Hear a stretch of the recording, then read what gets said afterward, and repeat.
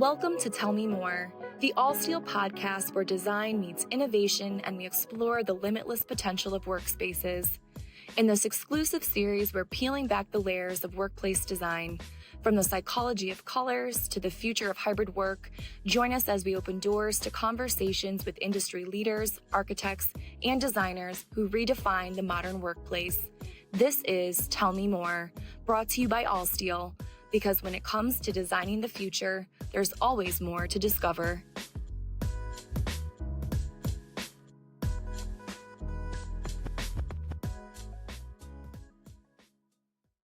Welcome to the Tell Me More podcast. I'll be your host today, Mary Kate Cassidy from Allsteel, and I want to introduce our group that we have here today. So if you want to start, Olivia.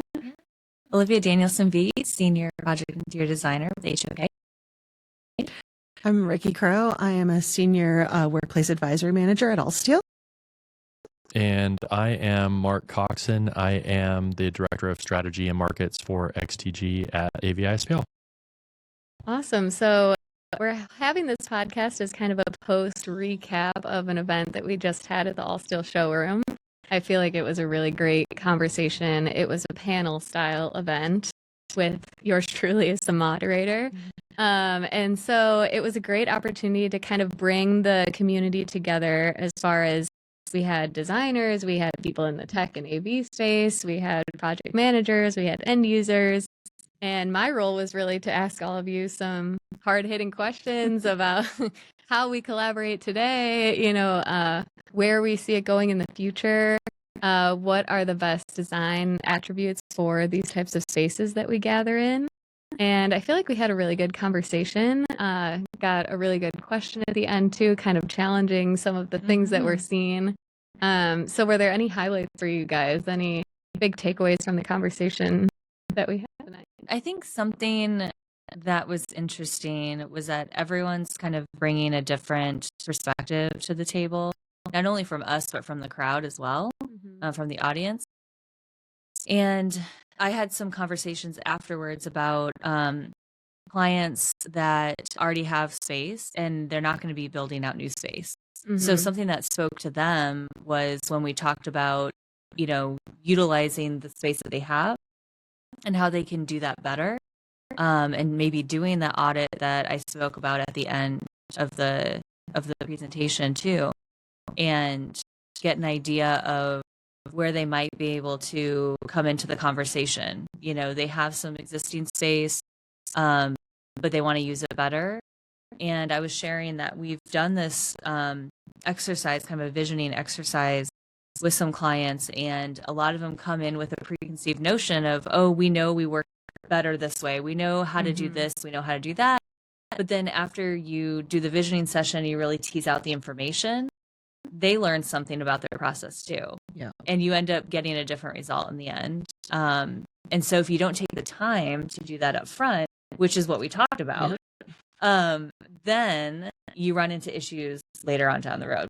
Yeah. I mean, I think that's like, to me, what I hope more end user clients start to understand is that, to your point, like, we all have such preconceived ideas of like, I meet this way, but it's probably because that's just what you had to leverage. And I think that's where, having the design firm, having the AV specialist, having somebody from the manufacturer side come together, we can start to challenge them of different postures, different ways to lay it out, like things, instead of it just being based off of historical ways that we've designed.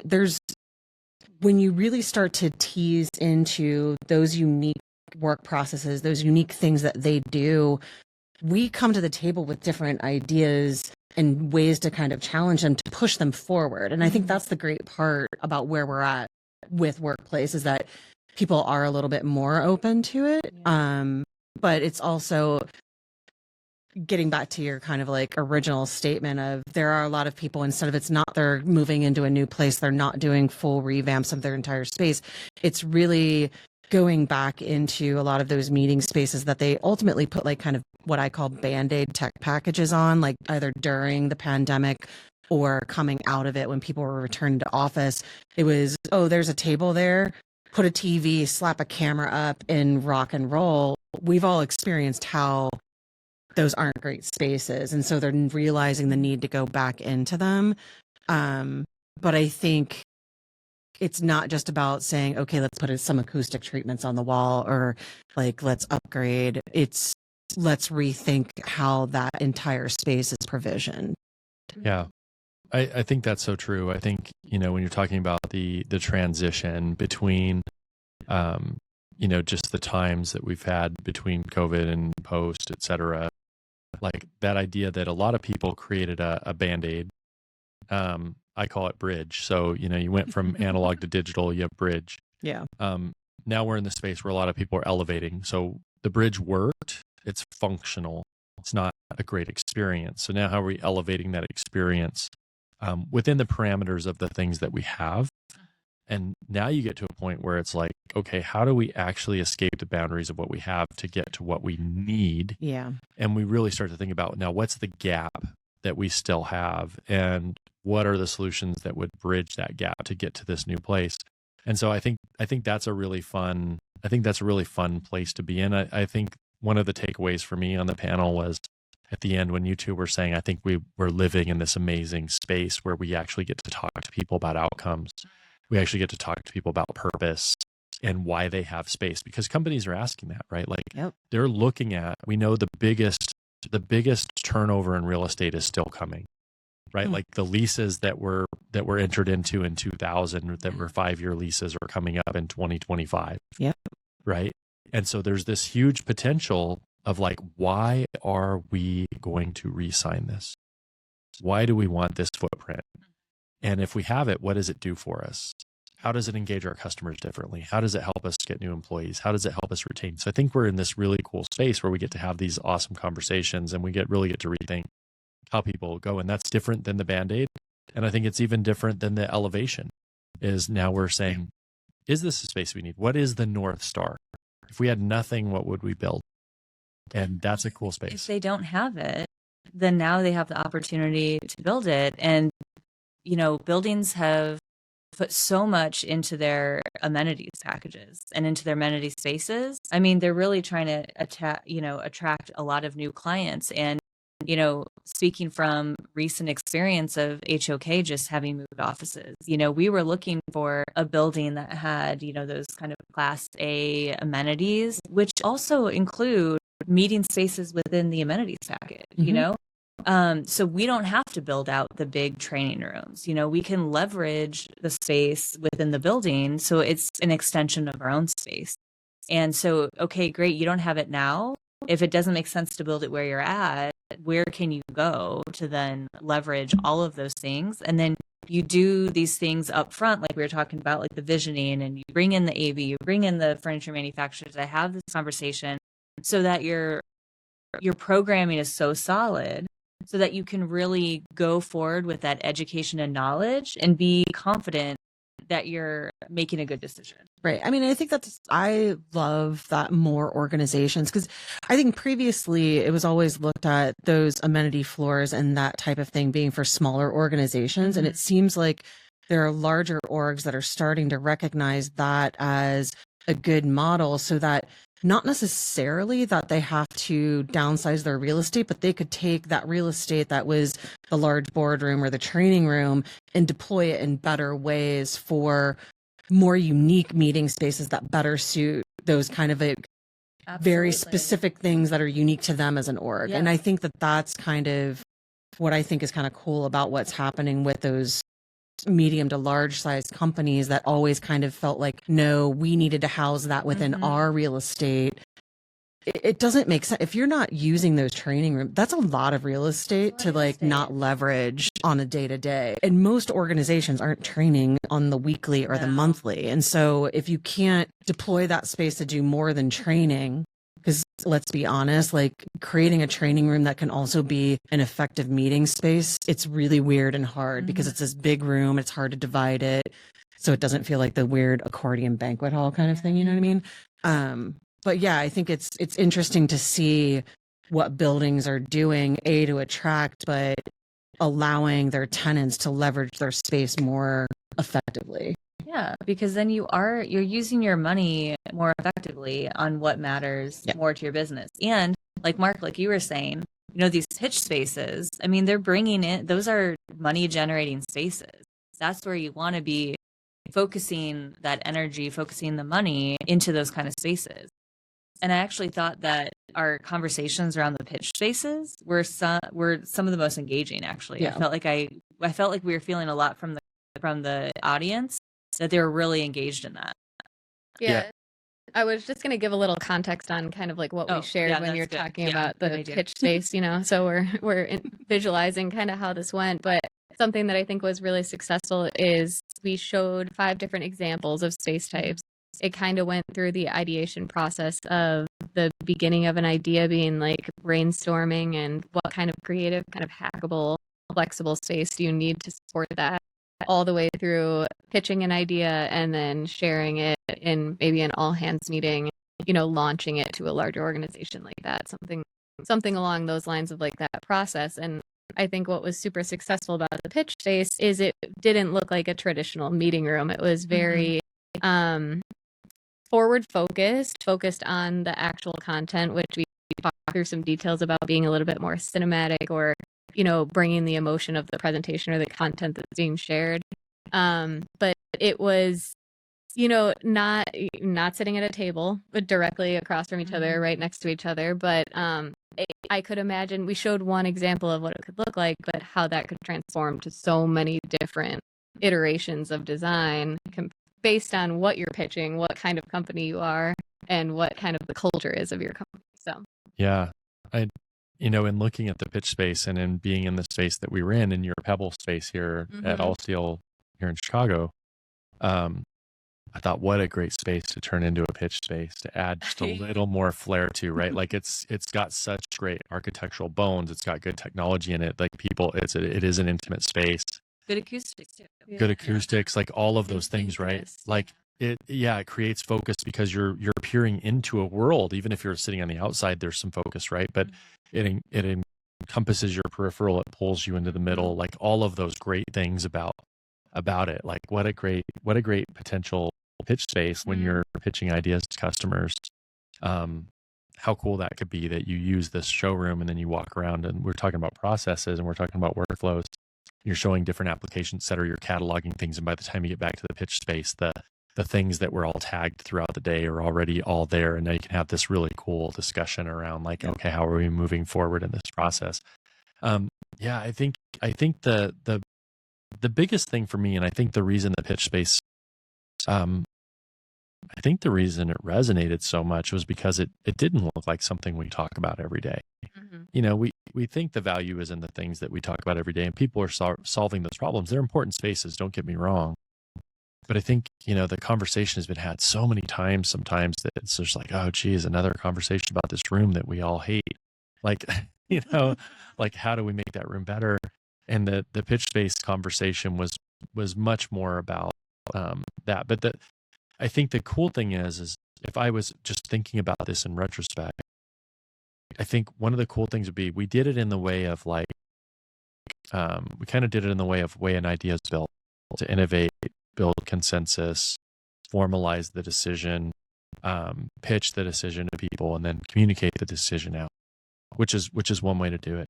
I almost think that creating, like if you think about the design thinking, the what wows, like starting with pitch space, saying what are all the cool components of here that resonate so much with people that we can bring into some of these other ancillary spaces that aren't really speaking to us every day. Yeah. Right. Like what are some of those lessons of that space that because you're using some of those same theories in the other space, right? About why this room is engaging. This is actually a better room to form consensus because we're giving people real presence in the room, opportunity to collaborate real time with other people in the room as they're creating this decision that they're making. And what was compelling about that we did. It'd be interesting to think about, do you start with something that gets people's wheels spinning and their head thinking, and then thinking about what components of those things could we incorporate into the spaces that we think are basic, but really could use a lot of elevation in order to be compelling for our everyday users, right? Like that to me is just one thought that came out of the podcast or out of the event. on another note too, something that I really like that we keyed in on and we're talking a lot about was the human experience and how that affects your meeting as well. Like how you're able to come to the table, if you feel comfortable coming to the table, if it creates an environment that is open and accessible in a way that removes barriers from you being able to participate. And, some ways that we did that and talked about doing that were, creating opportunities to have different seated postures, but, space to move around, fidget perhaps.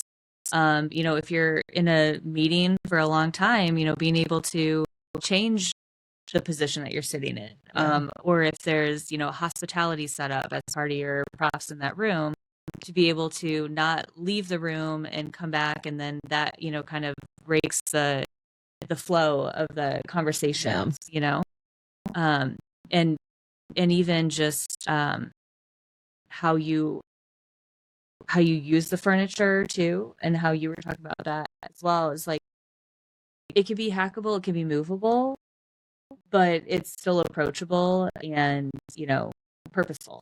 Yeah, and there's like I forget the word I'm trying to look for here, but there's like, it makes sense. Like it's something that is like, to your point, like there isn't too much chaos to it.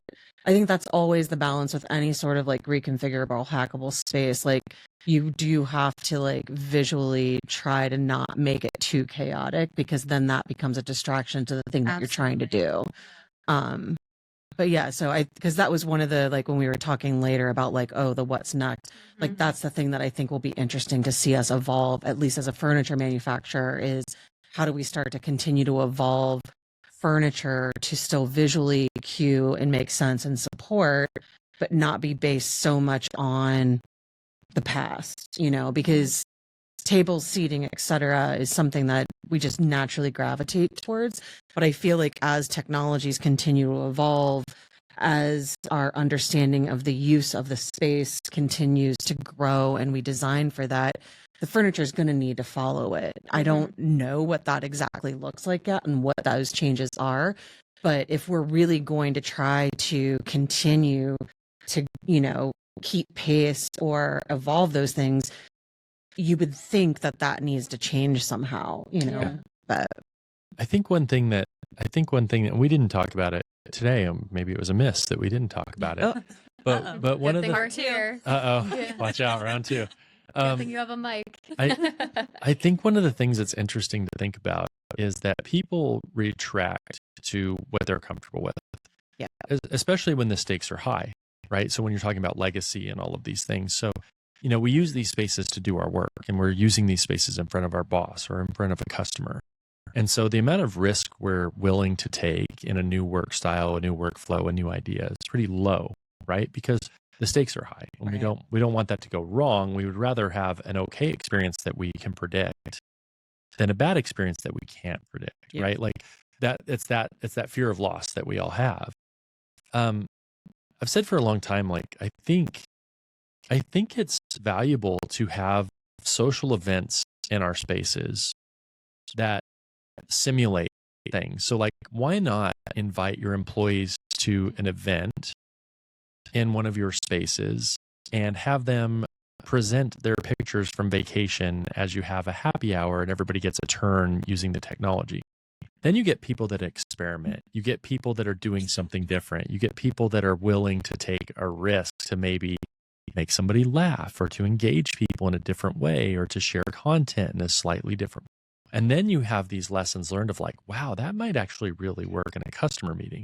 But I think taking some of the pressure off of the spaces and having some more social context, et cetera, that happens in these spaces where we're using the system when it's not a high pressure outcome, right?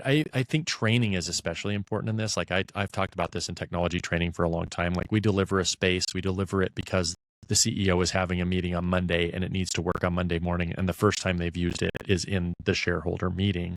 And it's the worst possible scenario, right? Because he's stressed out, the stakes are high, everything's there. Like, and of course, then if that experience is bad, that space is tainted forever. This is a bad space. It was terrible. I had a bad outcome in there, right?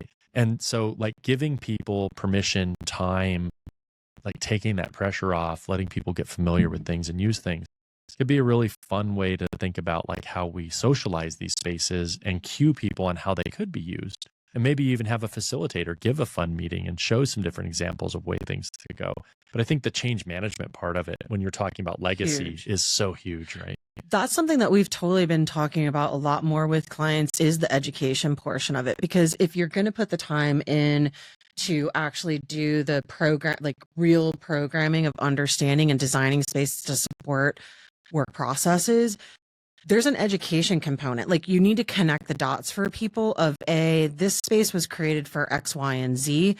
The tech in here or whatever else is in there, like helping them understand how to use it. Because so many times, and it's just, again, been the way that we've done it. It's like you do all of this design work, you create all of these things, and then it gets put there, and then there's no education or understanding, and then people don't understand why they're not being used, or it's not being used in the way that they thought it was going to be used. And so when you do take the time to do the programming, you take the time to create these beautifully designed, thoughtful spaces, the education component is probably even more important to the true success of the space. And that's where people take that part for granted. You know, they just don't, they're kind of like, yep, it's here, just go, you know, use it. And you can't assume that people know how. Yeah, there's a laminated sheet in the room, Bob. And if you would just do everything different than you've done the last 20 years, then this room is the perfect thing. Exactly. Yeah. Take it back a few steps even from there. I think we've done a few large scale mock-ups with clients that have been hugely successful for a few reasons. So when I say large scale mock-up, I'm saying we build out part of a space. So it's like a pilot space, pilot demo area. They're able to test out room types, how they work, you know, workflow, you know, maybe it's, you know, testing agile space. It's also testing the technology and being able to demo that. And being able to do that in, again, Mark, to your point, a stress-free environment, no stakes, you know, they're just there to give feedback, has been hugely successful, because then you're beta testing some of these technologies, processes, whatever, ahead of time. So that way you're able to continue to build that program around what you now have tested out, and then be able to be more confident in that workplace strategy change. Yep. And then you have the people who worked in that pilot space. So for example, the one that I'm thinking of, we had 2 groups in for a month each, and then they rotated out and another 2 groups came in. So then once that space was built, they all had tested all of this already. So now they are all teachers themselves and can go forward and teach too, which is really exciting, because they have then, they feel like they have a better understanding of what's happening. They have, there's some transparency to the process. And then they're able to feel like they have stake in that. Yeah. And people that have that stake, what I talked about before, of having that social capital, having that connection to the space and to the company, they feel like they're brought along with the process. I mean, they're less likely to leave then. Oh yeah, for sure. Yeah. It's that buy-in that you get. I think 2 things, I love what you just said, and I think there are 2 things that are super important about it. You know, one is like a lot of people don't understand what's available. So if you just ask them what they want, you know, like there's that famous saying that if Henry Ford's like, if I asked people what they wanted, they'd say a faster horse, right? Yeah. So they don't know what they don't know and what's the possibilities are. I think the second side of that, when you think about that, is that like if you've read Predictably Irrational by Dan Ariely or any of these kind of human behavioral psychology things, people have a really hard time predicting their future needs and wants, right? So surveys only go so far. Yep. You can glean a little bit, but observation will always tell the truth, right? Like where people get frustrated, where they get hung up, like putting something in somebody's hands and letting them see what they do with it. Like, oh, geez, they all held it upside down. Well, it's probably the wrong shape because they all held it wrong upside down, right? It's the old Don Norman design of everyday things. There's no user error. There's only bad design, right? Like you can flesh that out, right? Because because they're in the space using it. And if it's not working for 75, 85% of the people, it's the wrong thing. It's not that the people need to be re-educated. It's just the wrong approach, or something needs to be tweaked slightly. So I love that. I love you're talking about the pilot floor doing large scale mock-up. Such a great piece of data to just watch people and what they do. That's been something I'm like trying to wrap my head around all night, I feel like, because you don't know what you don't know. You need to get all the conversations happening at the exact right time to get it right, which is, what we've been talking about tonight, is that you have to have all these conversations early on so that it's all baked into the design. But like, I'm trying to figure out what that secret timing is, because a lot of the times programming is happening between the end user and the design firm. But like, if you don't know what's possible technology wise, you're not designing for it and you're not programming for it. So it's, I think, inspiring to me that I'm already seeing the changes from like end users to come into meet in our showroom. Recently, I've seen them asking like, our client, what's important to them is that you're going to have some people, like we had an organization come in today that their built physical space is only here in Chicago in the suburbs, but they actually have employees in 30 different states. So they need to build spaces around these kind of like hybrid meeting rooms and have the right time to support that. And it was actually reflected in the test that we were given. So we weren't trying to like fit our correct table shapes into wrong size rooms and things like that. So it was inspiring to see that that's going in the right direction. I can only think that was inspired by seeing rooms that have worked successfully with different shapes and dimensions and the right tech. But it is hard to know when like that exact perfect point is for everyone to come together and to bring all the new ideas, because you do make decisions on what you've known and what's predictable, what's been tested. So yeah, I think there are two things that can help with that. So one is, obviously you need to be in that feedback loop, in that feedback cycle of execute, iterate, change, right? Yeah. Like you're always in that cycle. You can't constantly change the space, but you always need to be collecting the feedback, looking at what the new North Star is, looking at what the opportunities for improvement are. If they snowball into a place where it makes sense to make some wholesale changes, you can, right? But you're collaborating on that. So I think that's number one. I think the other thing is that although technology changes fast, people don't, right? So if you get a good observation of how people are working, what their workflows are, the way that they interact with space, the way that they interact with technology, you can't make sweeping changes to the way the room works if it's against the workflow that they use. Yeah. They'll reject it, right? So you'll see a desire path. Like I joke, like when you see a touch panel in a room from an AV perspective, but all the remotes are out of the drawer and on the cabinet, that's a desire path, right? That's the worn path through the grass around the right angle of the sidewalk that says, I want to walk here and I don't care where the sidewalk's at.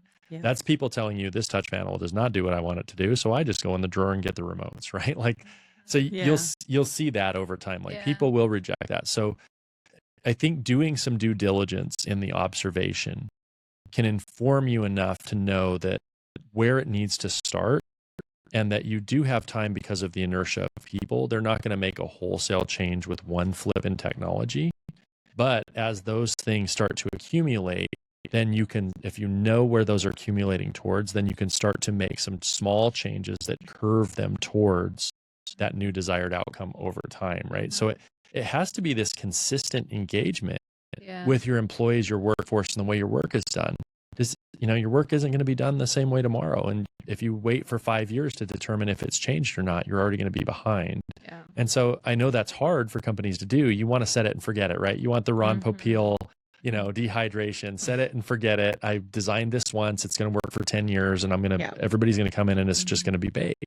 But your job's not done, right? Like your job as a leader is going to continue, and then as a designer, it's going to continue to evolve during that process. So I don't know. I think I think those are two things that can help at least.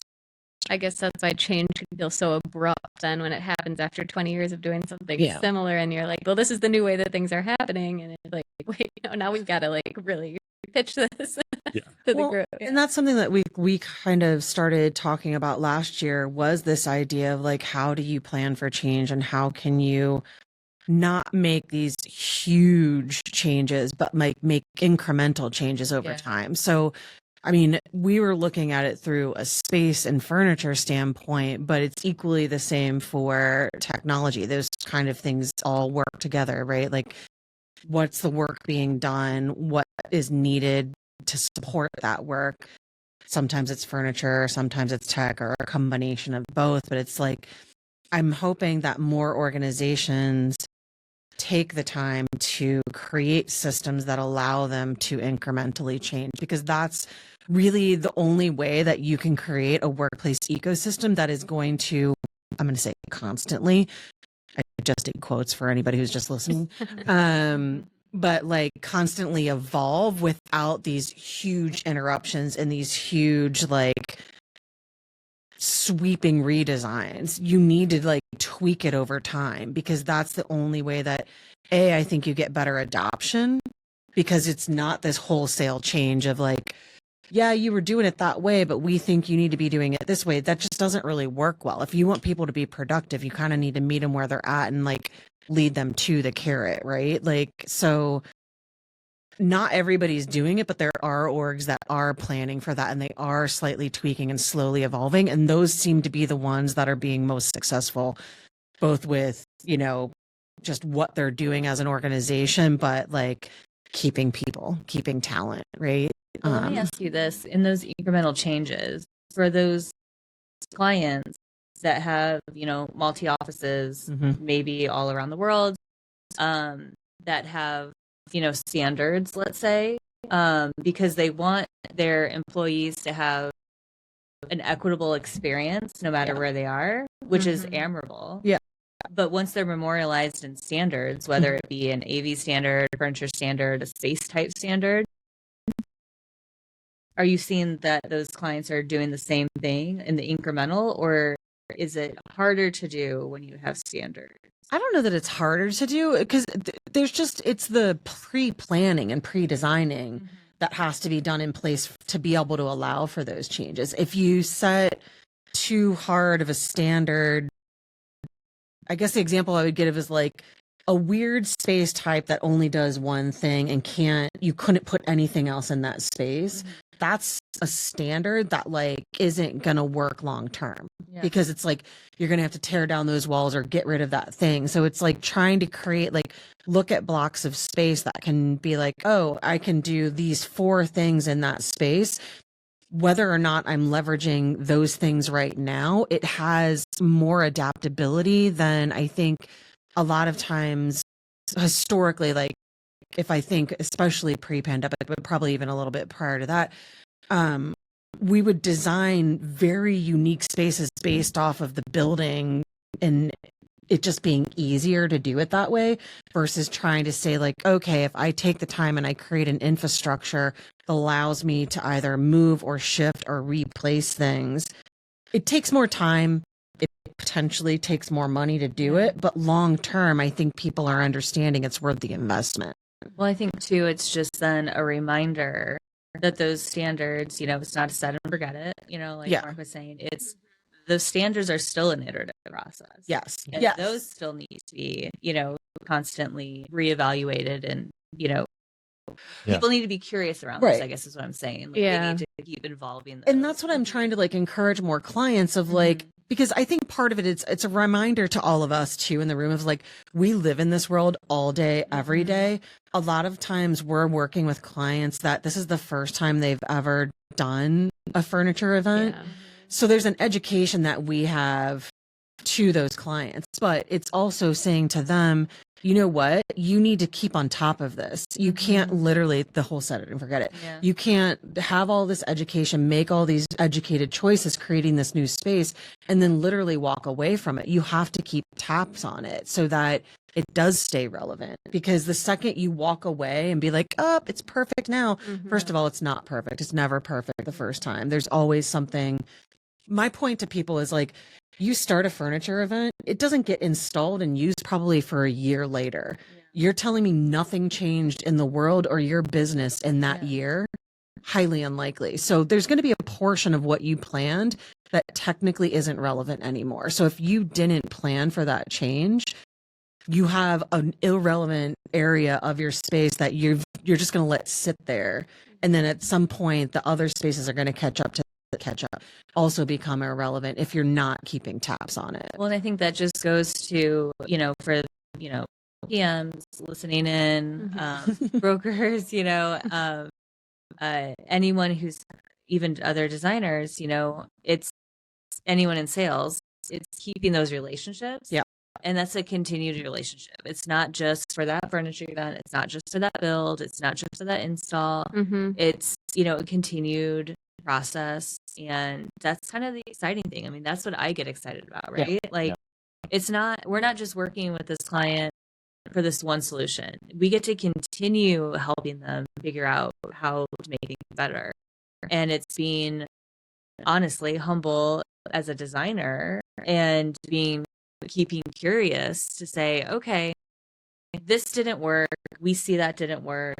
Let's find out the right solution. Yeah, exactly. And not try to shove it down their throats. Like, this is how it needs to work. This is what you do because we say so, because we say this is how it's going to work.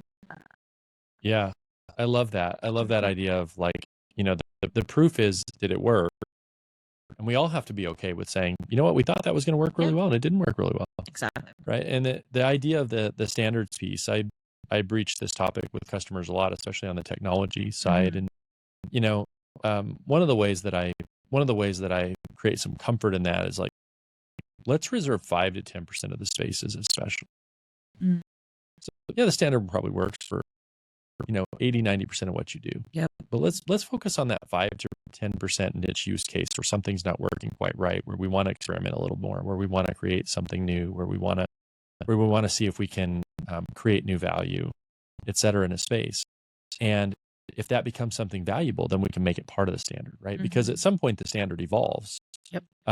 In our world, the platforms are like Teams and Zoom, right? Like, and you'll have a lot of companies like, oh, we're Microsoft Teams because we use all Microsoft and that's their platform. Well, guess what? It wasn't their platform 5 years ago because Microsoft Teams didn't even exist 5 years ago. Yeah. So the platform is not this thing that's like etched in stone that we never changed, right? The platforms have changed substantially over time. They always do as new technologies evolve, as we see new use cases, et cetera. So, this idea that the platform means you can't evolve, companies will feel that way. And I know, a lot of companies get stuck in that trap, but I think there's this, this opportunity that we have to say, hey, this doesn't have to be everything needs to be flexible. Like, let's use the things that work. You have an IT team that needs to support these. That's the other thing, right? The supportability, not even the end user experience, but you also have the supportability experience on the back end. If you're a facilities person, you have to keep spare parts, or if you're a technology person and you have to support programming or any of those things, you want to be able to make sure that you can facilitate the day-to-day on the back end. And if everything's custom and bespoke, it's really hard to facilitate the day-to-day when you need something fixed, right? Yep. Which is the promise of some of that platforming and those standards in the first place. But I think creating some of that comfort, and like you said, Olivia, really transitioning from the fact that when you're hiring somebody to help go on this adventure in this space that people are going to extract value from over time, right? Like, they're extracting value day to day out of this investment that they made. That you really have to start to think about whether you're a buyer of services or a seller of services. We have to get in the mode of lifetime customer. We have to get out of project-based sales of a construction project and really think about what is the lifetime customer value of this product and service, and how do we make sure that they're extracting that over time. And then we become real partners, right? And not just people that are selling a chair one time and then you're the low bidder on the next chair that they need to buy, or the next camera that they need to buy. But when they come back to you because you've been in the iterative process, there is no low bid. There's an elasticity, like they trust that you're doing the right thing for them. You both understand why the change is being made. Yeah. And it's not a push or of a sale, but it's a recognition of, this is something that's valuable to us. So of course we're going to buy it and implement it in our business. And I think that's hard for a lot of companies to get to, but it's the real promise of like partnership, with a business. So. Well said. Yeah, that is well said. And I think that then goes back to Mary Kate's point, Question point, uncertainty, statement, uncertainty about when this all happens. Yeah. And, who needs to be at the table when or whatever, because if we're already at the table, if we're already in that partnership, then you can have these conversations more organically. Yeah. And then you get to the right solution faster and more equitably and, give a better outcome for everyone. I feel like it's answered a little in my head, that the answer somewhat is that these conversations have to happen so frequently that it's not like starting from scratch, You're building off of the little minute details that weren't working and working to change them, always evolving. Yeah. I mean, we've definitely come across a couple of clients that recognize what you just talked about, where it's like they know that they need to gather the partners, like identify them and gather them early, and basically so that somebody like an HOK can work with those partners from the get-go versus without and then bring them on. And so I would say they're still kind of unique at this point, but there are certain orgs that seem to start to understand that like they will get a better product in the end if they identify those teams earlier. And we all can kind of like come to the table with our best ideas. That's how they get the best results. But we'll see how fast that catches on. Yeah. And I mean, working in technology for a long time, I used to work for IBM. And when I worked at IBM, we were never the cheapest product, right? Like when we were selling PCs, before Lenovo bought all the PC and ThinkPad business from IBM. But when we were selling that stuff, like it was always about total cost ownership, right? And so, you have to get people into the mindset of like, what is the best, where am I getting the best value for the business, as opposed to, kind of like this, where am I getting lowest price? And they're two completely different things. And I think when you get in a space where you actually have that partnership and that iteration, you're getting the most value. So yeah, I do believe, I agree, it's a fun time to live in where people are willing to have these conversations. And I think, it's also, I think it's our opportunity to try to reframe their mindset. And I also think it's our, opportunity, if we have to, if somebody doesn't have a mindset that's going to produce a great outcome, we all work in businesses where like we don't want to sell something to somebody that's not valuable, right? Like I'm very happy to walk away from a customer with a mindset that I know is not going to deliver the outcome that they desire, because I don't want to be attached to the bad outcome. Yeah. Right. So like sometimes we have to do that as professionals, right? Like not every customer is our customer. Right. It doesn't mean that every customer has to be willing to do all of these things. But, sometimes there's a point where it's like, what, they're just driving down a path that's not going to lead to a successful outcome. And I just don't want to be attached. Yeah. Yeah. I think on the note of continuing the conversation, having conversations frequently. Yeah. We should. I know, it's fun. I'll have to come back to Chicago to sit in this room. This is a great room, by the way. For people watching that are watching this, like Allsteel has a first class podcast studio. Being a technology guy that knows a little bit about these things, this is a great room to do this in. Glad you like it. Yeah. And maybe Mark, next time There you go. There you go. I love it. Well, California. Yes. You don't have to twist my arm. You're just trying to get a free trip to California. We also can figure out how to meet virtually, as we've very well learned tonight. Yeah. Well, I appreciate you talking more after already talking on the panel. So lots of talking today, but really grateful for this conversation. And thank you for joining the Tell Me More podcast. Stay tuned for more episodes. Thanks so much. Thanks. And that brings us to the end of another fascinating episode of Tell Me More. We hope you enjoyed this deep dive into the world of design and innovation. If you're hungry for more insights and stories, make sure to subscribe to Tell Me More on your preferred podcast platform. As we sign off, remember that the conversation doesn't end here. Connect with us on social media at Allsteel and share your thoughts, questions, or even your favorite moments from the podcast. We love hearing from our engaged and curious audience. Stay tuned for our next episode where we'll continue exploring the design to do more philosophy. Until then, thanks for listening.